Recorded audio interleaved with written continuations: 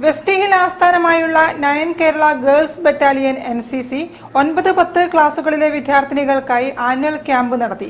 Commanding officer colonel R. Venkiteshan നേതൃത്വം നൽകി. West hill NCCയിലാണ് camp നടന്നത്.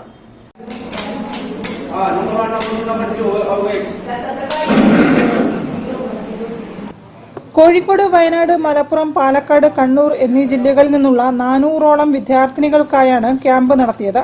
10 ദിവസം നീളുന്ന ക്യാമ്പിന് commanding officer colonel Venkatesan R. നേതൃത്വം നൽകി. യുദ്ധഭൂമിയിലെ പട്ടാളക്കാരുടെ പരിശീലന മുറകളായ ഫീൽഡ് ക്രാഫ്റ്റ്, ബാറ്റിൽ ക്രാഫ്റ്റ് എന്നിവയുടെ പരിശീലനവും പ്രദർശനവും NCCയുടെ ആദ്യ ക്യാമ്പിൽ പങ്കെടുക്കുന്ന വിദ്യാർത്ഥിനികൾക്ക് നവ്യാനുഭവമായിരുന്നു. അതിരാവിലെ ആരംഭിക്കുന്ന ക്യാമ്പിലെ പ്രധാന പരിശീലന ഇനങ്ങളായ firing range, drill, physical training എന്നിവയിൽ നിന്നും മിടുക്കരായ കേഡറ്റുകളെ തിരഞ്ഞെടുത്ത് നിരവധി ക്യാമ്പുകളിൽ പരിശീലിപ്പിച്ച് ഡൽഹിയിലെ ഫയറിംഗ് കോമ്പറ്റീഷനിലേക്കും റിപ്പബ്ലിക് ദിന പരേഡിലേക്കും പങ്കെടുപ്പിക്കും.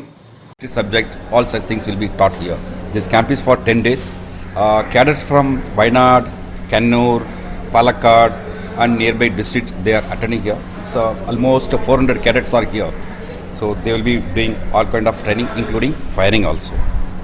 The participation in the camp is more important for a cadet because to appear in examination they have to attend one camp. So this is mandatory for them. കേഡറ്റുകൾക്ക് ക്യാമ്പിന് ശേഷം നൽകുന്ന സർട്ടിഫിക്കറ്റുകൾ വഴി വിവിധ മത്സര പരീക്ഷകൾക്ക് ഗ്രേസ് മാർക്കും ലഭിക്കും. News bureau, Kozhikode. കൂടുതൽ വാർത്തകൾ കാണാം ഇടവേളയ്ക്ക് ശേഷം.